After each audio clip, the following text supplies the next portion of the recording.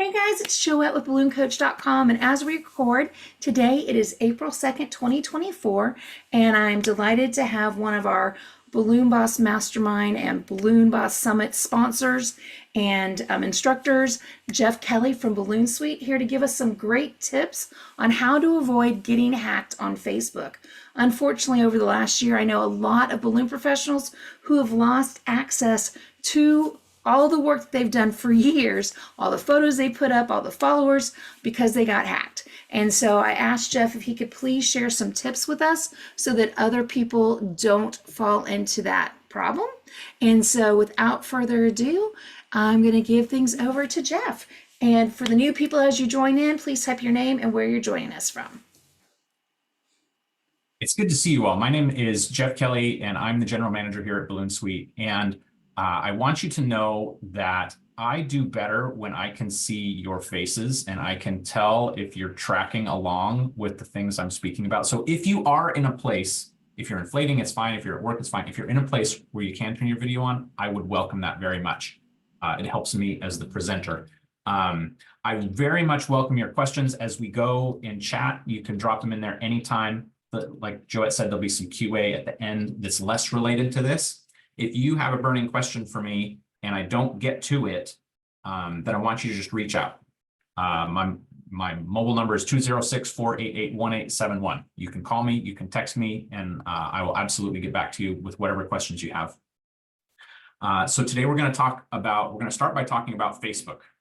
Facebook is such a blessing and a curse. I think you will all agree to that in your business. It can bring you a lot of business. It can share a lot of great messages and stories about what you do and how you make people happy and how you help businesses sell more and how you help bring more people into grand openings and all of these things. And at the same time, it can be this annoying friend that is always there that you have to interact with. And one of the ways that Facebook is annoying can be the security of your account. And what we've seen in the last year is we've seen more and more Facebook accounts, our Facebook accounts and Facebook pages get taken over. And there's very specific things we can do to prevent that. And so that's what we're going to talk about to start. The second thing I'm going to talk about is I'm going to talk about your email and emails going into inboxes instead of spam folders, because I know you're also dealing with those issues. So we're going to start by talking about Facebook. I'm going to give you some simple, straightforward things you can do in how you interact with Facebook and how you interact with that world to prevent your account and pages from getting hacked and taken over. And then we're going to talk about your email, because Gmail just made a big change yesterday that will impact some of you, some of us. And I'm going to give you some specific tips on that as well. So if you have any questions, big picture about what we're talking about today, feel free to drop them in chat. I'm going to get going on Facebook. The two most common ways that Facebook pages get taken over. Are you ready? You can think about you now as I say these things. The two most common ways that Facebook pages get taken over are, number one, your Facebook account gets compromised. What does that mean? Somebody knows your password. Somebody knows your login and they log in as you. That's number one. Number two is that an administrator is added to your page and you did not realize that's what was happening. And it's a malicious person, whoever it is. So these are the two ways that your Facebook account typically gets taken over. Your Facebook account or page typically get taken over. Because if your account gets taken over, right, any pages you manage can be taken over. Jeff, why do I care if my page gets taken over? Well, because they can put up all sorts of stuff that is good for them, like content about casinos, adult topics, et cetera, anything they want to sell. And if it is an adult topic or it's outside of terms of service, then your page will get taken down automatically once that's detected. That's why you care. Why do I care if my account gets hacked? Well, if your account gets hacked, then people can do all sorts of malicious things to your friends, to your Facebook friends, some of which are your actual friends. They can also take actions like this on your pages. So this is very, very important. It's not only a personal impact, but as a business owner and a business manager, it's a significant business impact, right? So I want to give you the foundation here on what you need to do to keep your Facebook account and your Facebook page secure. It's actually pretty straightforward. Number one, I need you to always use, I want you to be hard. I want your password to be really hard to guess. What does that mean? It cannot be Facebook 1234. It cannot be the name of your kids. It cannot be the name of your dog. It cannot be, the name of your city. What else does that mean? It means you need to always tell Facebook to always send you the two-factor authentication code on your phone. Always. If you work with anybody online, anything, any system at all, and it offers the ability to receive that annoying code in your phone that you have to then go over and type in, you need to say yes to that. You need to sign up for that. You need to make sure you have it. It's extremely important. It is so easy to just test passwords and just test passwords and test passwords and figure it out. It is so much harder for someone who's trying to take control of your account to be able to log in if they can't get the codes. So please do set up your phone or set up your authenticator app to use those codes. It's extremely important. It is annoying, but this is what is going to do a much better job of keeping you safe. So number one, your account, your password should be difficult. Your two-factor authentication code should be in use. Now, I'm gonna take a little tangent here. Come with me. We're going to talk about passwords for a second.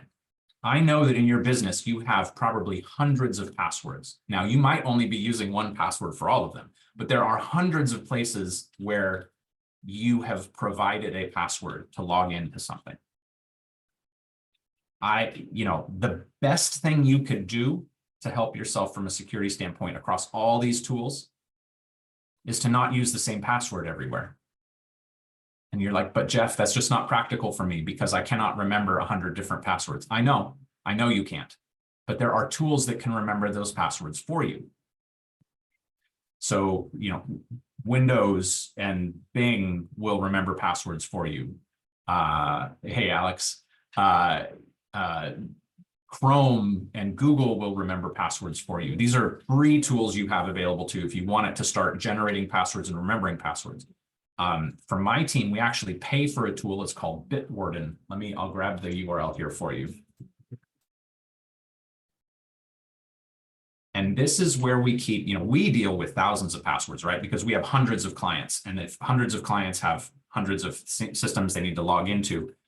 So we have that challenge on a much, much bigger scale. And we have to keep our passwords and all of the passwords we know secure. And so this is actually the tool that we pay for.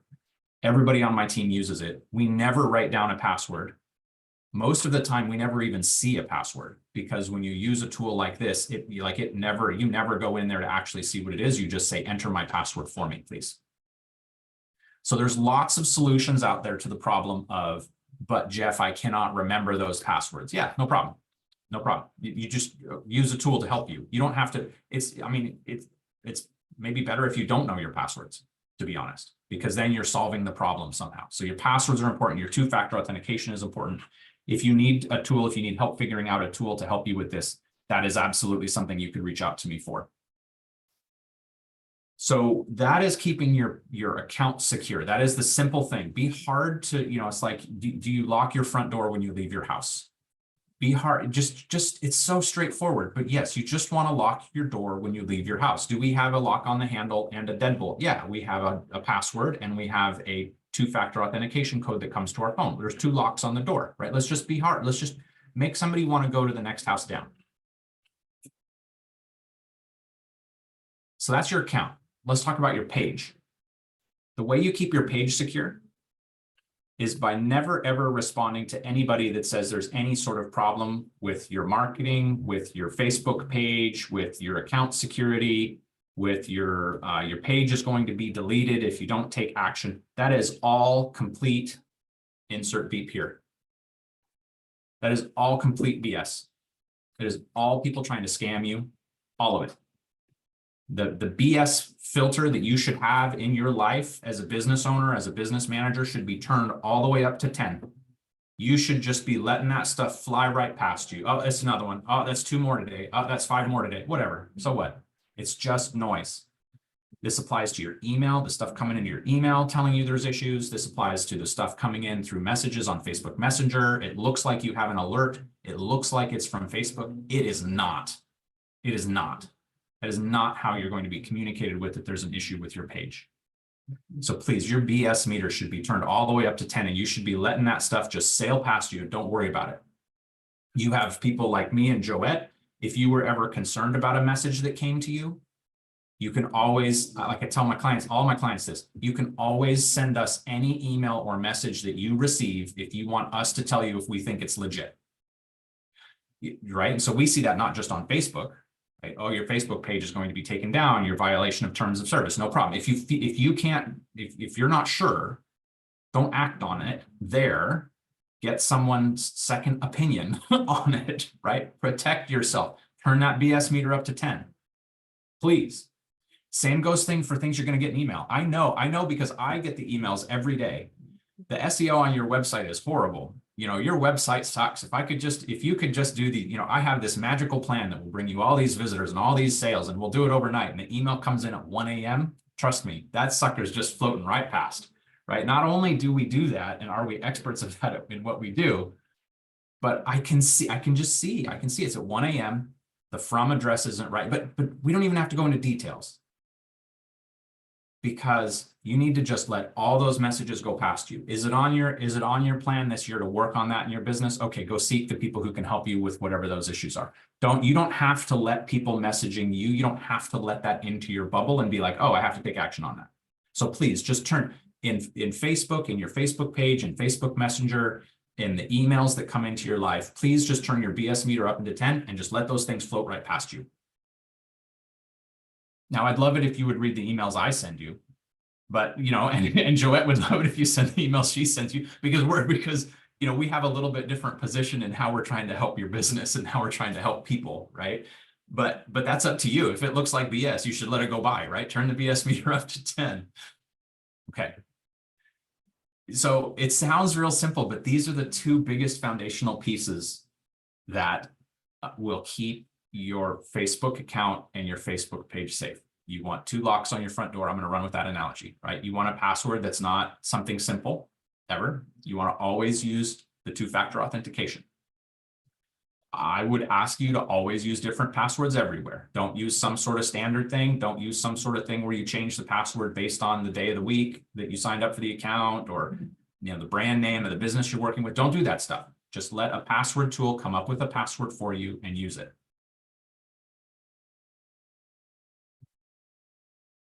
How do you do that, then not forget what it is across different platforms or different devices? You use a tool. So if you are an iPhone on your mobile and you're a Windows computer on your PC, it's a little more difficult, but that's where you might use a tool that would help you, something like Bitwarden. Rocky mentions NordPass. I don't personally have experience with NordPass, but you would use a tool. So like for me, when I'm sure if you're using a Windows computer, you get the pop-up that says, suggesting a password for you. Would you like to remember this? Well, if you just start saying yes, it's going to start remembering your passwords and your usernames, and it can log in for you. So just deliberately choose a tool. Chelsea, how do you know the tool won't get compromised? This is a great question. Did you hear my little comment there about, so I shared Bitwarden. I mentioned I don't have experience with NordPass. We hired Bitwarden specifically because we have a big problem with managing passwords, because we're managing passwords for many of you. And so I and the gentleman I use for IT, his name is Royce, who works with many of you actually as well. We both did a review of the tool and its capabilities and their security platform. My background is in tech for large technology companies. And so that's the one that passed the test for me. Can any provider and any system and any tool out there get hacked? Yes. AT&T got hacked, right? Expedia gets hacked. Yes, they all do. Eventually, every large business with highly secure data will get hacked.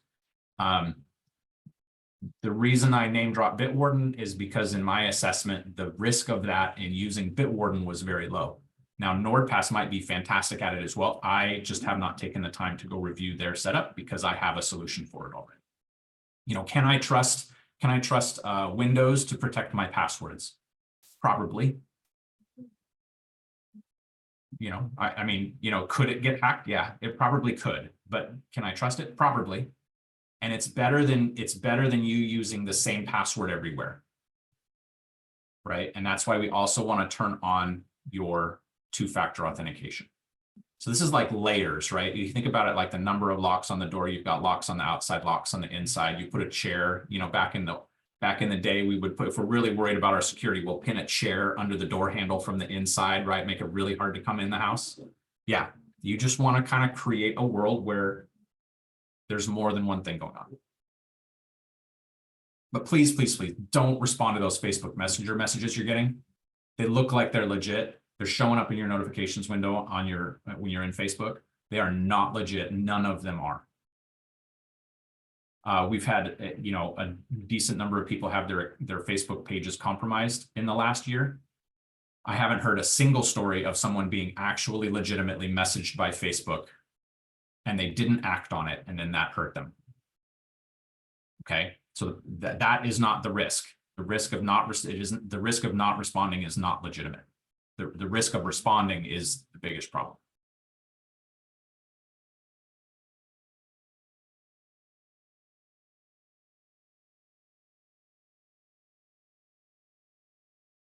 That one that I sent you this past week, is that something that you think I need to be worried about, or? Oh yeah, so many of you are receiving what looks like a legitimate legal notice that you're using someone else's photographs and to have them taken down from your website. I've noticed here in the last 2 weeks that it seems like the balloon decor industry all of a sudden is getting a lot of these. Okay. Most of the time, those are the same stuff. It's just scammy. They're just trying to make $500 from you to make them go away. I have had a client that received a legitimate, it's called a DMCA. Let me make sure I got the order of those letters right if you want to look it up later.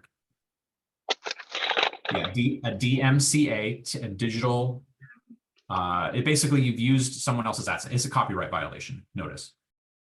I have had a customer receive a legal notice that was completely legit. She had used a beautiful photo from a newspaper in her community that was part of a national newspaper chain. And she received a legit notice and she knew that that photo, they identified the exact photo. She knew that photo that she had taken from a newspaper, like she knew it. As soon as the letter came in, she knew it, but she sent it to me and she said, do you think this is legitimate? Remember, I said, open season, you can all send me those messages. I'm happy to try to help you keep your business safe and secure in that way. I would say that is, so I've maybe had hundreds of clients receive those, and I've only had one client receive a legitimate one. And so there's some very specific requirements that a digital rights takedown request must fulfill, and the illegitimate ones never fulfill those requirements. They need to identify the media. They need to identify the owner, not just say they are the owner. They need to identify the owner. They need to identify how they believe that prove to you they are the owner and show you the thing that is in violation.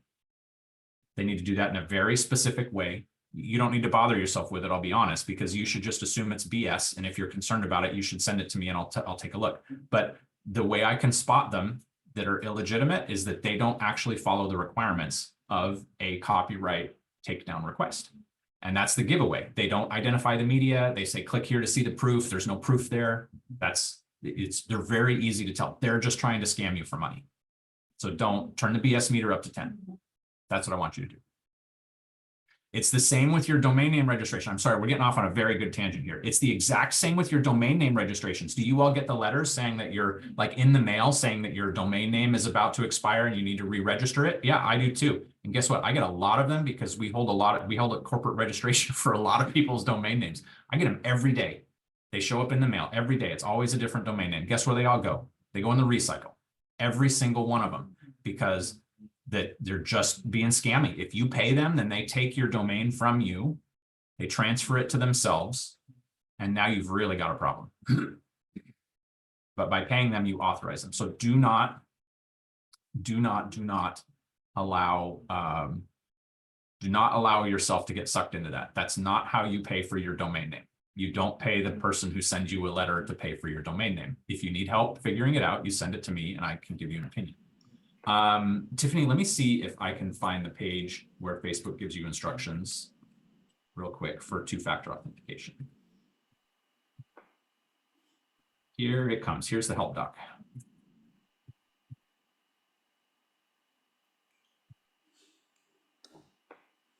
And the 2FA stands for two-factor authentication. That's the abbreviation. So it's just a TLA, right? It's a three-letter acronym. Don't let it scare you, but that's what 2FA stands for. Okay, let's talk about your email spam. I'm going to pivot forward to topic number 2. If you have questions, I want you to drop them into chat. Questions about Facebook. We're going to move on to question or topic number 2, which is turning out into like topic number 5, which is your emails going into spam folders when you send them. This is something that ebbs and flows over the years. You'll be sending email, your clients will be getting them, it'll be consistent, and then all of a sudden you'll have like a couple clients, it's like, why are they ghosting me? Why haven't they gotten back to me? If you call them or text them, they're super responsive, but it seems like maybe they didn't get your message. Well, yeah, it's because they didn't. It's because now we've entered an ebb or a flow, right? We're just going one way or the other. All of a sudden things changed and emails are going into spam more. So email is super, super, super duper spammy, right? If you go look, like I don't have to look at my spam, like I look at my spam folder every now and then to go see if legitimate people are ending up in spam. But I don't I see very few spam messages in my inbox these days because we use the Google platform and the Google platform's pretty good about filtering it out. But your emails are ending up in spam sometimes. And Gmail specifically, so Gmail is it's what people are using for business and personal, right? So there's businesses on it, there's personal people on it. When you send to a Gmail address, as of yesterday, there is a new setting that needs to be set up on your domain name so that it treats it as legitimate email. Now, I'm not going to go into the technical details because people are going to start glossing over. What I want to put inside of you is if I'm not hearing back from people, I need to call them or text them. I should not assume that my emails are landing in their inbox. This is what I want you to hear from me when we talk about spam and about deliverability is the name of the word in marketing. Email deliverability. I want you to hear if I send a message and I'm not getting a response that I expect, I should escalate and I should call or I should email. It's that simple. How do I know if my messages are going to spam? You ask. You call that person or you email that person and you say, hey, I sent you an email a couple days ago. Did that hit your inbox? Oh, yeah, no problem. Yeah, you're busy. You got kids and things going on. I totally get it. Great. I just was curious to know if that had landed. So great. No, I didn't see your email. Oh, you didn't. Would you mind just checking your junk or your spam real quick for me? I'm just curious to know if it landed in there. Oh, it did. Oh, thank you. Okay, I have a problem. I've now identified that I have a problem that I need to fix. So I'm not going to go into the exact settings because for any one of your businesses, it might be different. And where exactly do I need to go and which buttons exactly do I need to press and put in there is going to be different. But I need you to have this thing inside of you, which is if I call someone and they don't return my message, if I email someone and I don't hear back, I need to escalate. I'm in business, right? Like we're trying to help people solve problems and we're trying to make money. So that means we escalate how we communicate. We escalate how we communicate when we're not hearing back because we don't want to assume at work. Like I'll tell you, see, this doesn't even just apply to email, right? Like I picked up my phone, I'm showing you my phone and I'm putting my head on it because I'm so annoyed at this thing right now. My voicemail's not working. Now the voicemail on the number that I give out is working just fine because that goes to my CRM and my CRM is working just fine. That's Serenity. But the voicemail on my phone is provided by Verizon and I want to throw this thing out the frickin' window right now because Verizon is not like, I've been with Verizon for 20 years and it's so bad, I feel like bailing and I'm trying to just let it go, but I'm pissed at this little thing right now, okay? But so if you call me and you actually called my personal number that my wife has for me, right? And that I'll be honest, that Joette has for me because, we have our insiders who really need to be able to get to us when there's an issue, right? When an insider calls me and leaves me a message, I might not get it, right?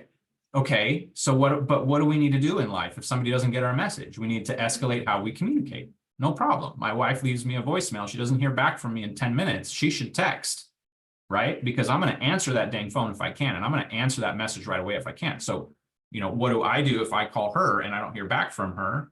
And, same thing. Like, I know she should be available. I need something right now. Yeah, I'm going to escalate how, hey, do you have a second? I'm going to text. Hey, do you have a second? Do that in your business. Have your team do that. It's very important because your emails may not be going to inboxes. And even if they are going into inboxes, so like right now. So right now, I have a team member that's out for spring break. I'm going to be going out for vacation on spring break here soon. The person you're emailing might not be there, but they might respond to a text right now if you text them. Okay. So in business, when we're not getting the response we want, we need to escalate how we communicate. If you have a problem, if you believe, or if you are told emails are going into spam, you need to get help.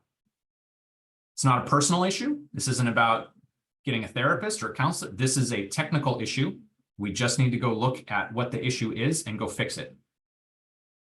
Thanks, Hannah. We just run a couple simple tools to go figure out what the settings are that are wrong, and we can go figure out what to do, and we go do it. If you are using a Gmail or a Yahoo or an email from one of these providers, you're using their personal free level tools, I would say that in general, it's the problem is when you go across the boundary of I'm using a Gmail and I'm sending it to a branded domain. So if you send it to hello@balloonsuite.com and you're sending it from Gmail, that's a problem point right there. If you're going the opposite way, if you're sending from your personal domain, so hello@balloonsuite.com, and I'm sending to your Yahoo or your Gmail, this is where it's the worst. This is where we see the most trouble. So in particular, if you're using a Gmail, a Yahoo, or something like that, you're going to have the most trouble landing in inboxes of people who don't use an email address like that. So if you're sending it to someone at a university, to somebody at a business, that's where you're going to see the highest percentage of impact, a bad impact. And is that basically because it's kind of going from a free or personal space into a business space in a way? Yeah. So Gmail, Yahoo, etc., they've all got their spam settings right. So when you send from them, generally you're correct. And as long as you're coming, from a free tool to a big free tool to a big free tool, like they all see each other's emails all day and there's a lot of trust there. But as soon as you cross that boundary from a free tool to a non-free tool, they don't have the same level of trust between them. Either direction. Gotcha. It's like, Balloon Suite, I don't know about you guys. Like, you don't send millions of emails a day. I don't know about you. Right? I can see everything's been okay so far, but I'm not sure because you're not sending millions of emails a day that are okay. Jules Inflated Creations in chat asked, how about using your own domain via Google Workspace? That's what we do. Highly recommend it. Works pretty well, but you have to manage your own settings for spam scoring. If you're a little bit more technical, where this lives in your world is it lives in the settings on your domain name.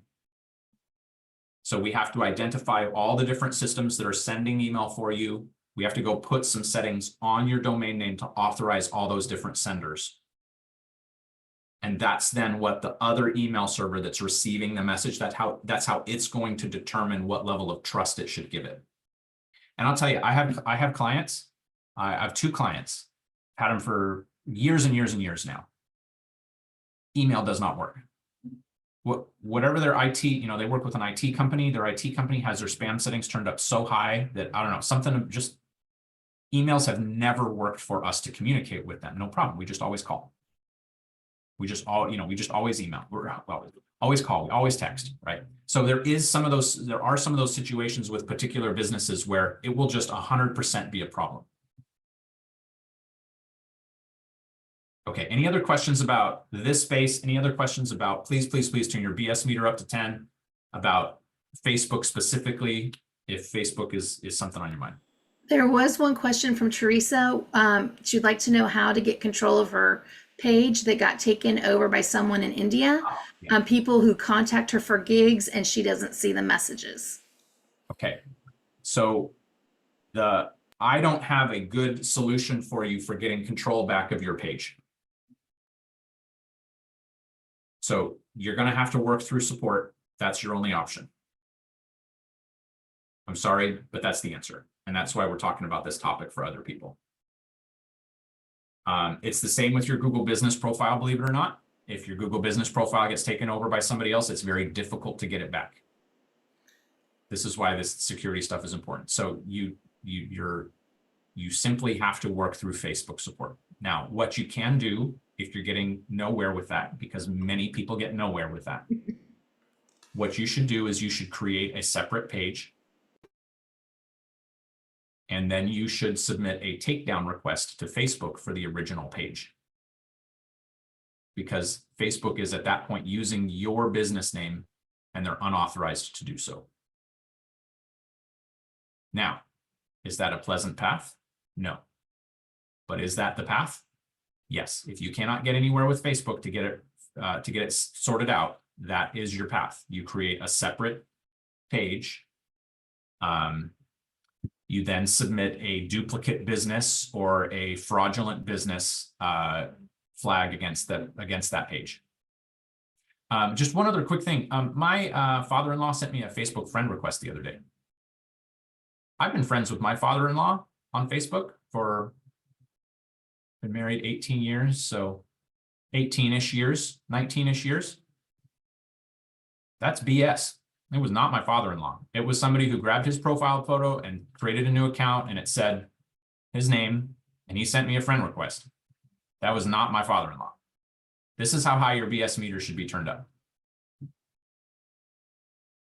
If you need help working through that with Jeff, give me step-by-step, what's the process? You feel free to reach out to me. I'll drop my contact information here.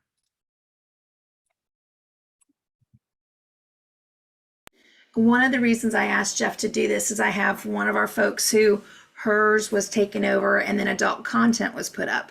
So Yeah. now like she is totally banned. She can't even put up another page because of the content. And so she filed reports to the police and the state and all those kind of things. So I wanted to make sure that we were really clear on why it's so important to check your passwords and update things and do the two-factor authentication because, you know, it's just a real bummer when you guys are running your business. The other side note I just want to throw out there is if you are running your business through people sending you messages on Facebook, it's an important time to go ahead and change over to website and having people contact you through a contact form versus any social media that you can lose control of it at any time.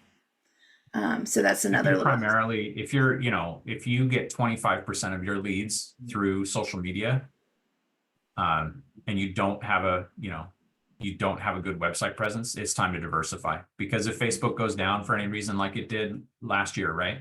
It went down for a few days. You're dead in the water. Your business is dead in the water. You can't communicate with those people. So you want to diversify if you're getting most of your business through social media for sure, for sure. And we can help you do that. Okay, it looks like we're tapping out on questions here in this space. So feel free to send me an email, feel free to send me a text anytime. I drop my information in chat.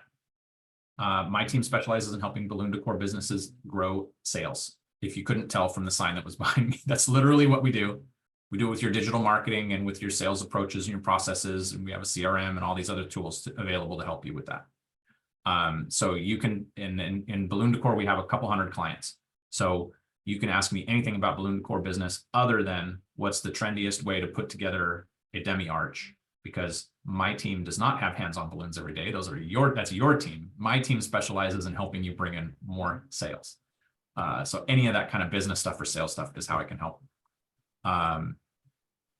And thank you for coming. And Joette's gonna pitch this over into just a more open general Q&A, and you have two pros here on balloon decor and the benefit of everybody else here. So stick around here in case people have other questions.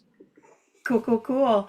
Well, one little extra caveat I want to put out there for you guys, for anybody who is looking for a website or one of those extra tips and hints is each month we have a time in Balloon Boss Mastermind where I ask people, you know, how things are going. And many people have been talking about the transitions they made with their website. And one person last night shared that they had gone from having 3 contacts a week to having 3 contacts a day, 3 leads come in a day after changing their website and having Jeff set that up. So that was something brand new just the other day that was said. So I always like to share that information with people.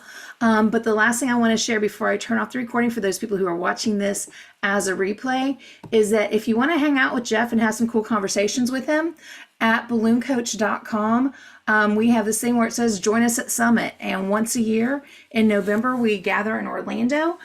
This year for 2024 is November 9th through the 14th, and we have over 25 instructors. Not sure what that was. Over 25 instructors there, and you can check out all the details here on the website at BalloonCoach.com and see the people that you can hang out and have lunch with. A sit-down lunch is provided every single day, Saturday through Thursday.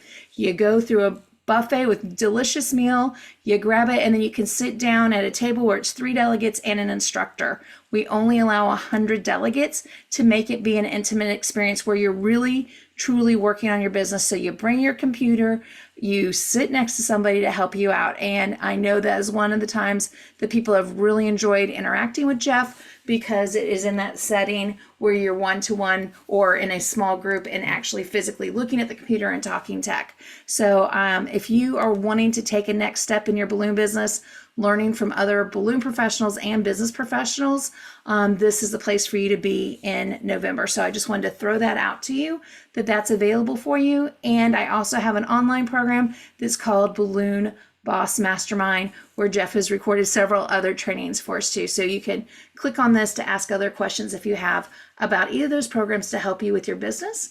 And now what I'm going to do is what we do at the end of every training I do, whether it's free or whether it's part of our mastermind program, is we pause the recording and allow you to ask anything for questions. Isabel's sharing cannot wait for Summit. She's so ready for November. And it is exciting when we have people come year after year to build their relationships with each other, with the instructors, and to take those next step in their business. So Jeff, thank you so much for all of your information. And for those of you watching this as a replay, I have notes that will show you how to get in contact with him for future help. All right, go ahead and start. So what I do to create my long passwords that I like, because I like to have kind of long passwords, but they're really hard to remember. So what I tend to do is I think of a sentence or I think of a phrase, something that relates to anything, as long as I can remember it, right? So it's going to be a cool sentence, but something that I like. So hold on one second. So let's say, okay, I'll make this sentence about Balloon Boss Mastermind. So my sentence will be, I love Balloon Boss Mastermind and friends. So say this is going to be my password. So the actual password would be capital I, and then everything else is lowercase, LBBSAF. And then I'd put a number, so number 1, and then whatever symbol coordinates with that number. So 1, I believe, is exclamation point, 2 is at, I think 3 is hashtag, and so on and so forth. So I'd pick a number, and so you have a long password. This one's 1, 2, 3, 4, 5, 6, 7, 8, 9 characters. If you need one that's 10 characters, you could just keep adding words, but it's basically a sentence. And I'm not going to forget, I love my Balloon Boss Mastermind and friends, or I love my helpful. You could do helpful Balloon Boss Mastermind and friends from all over. It could be anything. You can make it as long as you want. You can have, or as short as you want. So I hope that's helpful. Oh, that's a great tip. Thank you.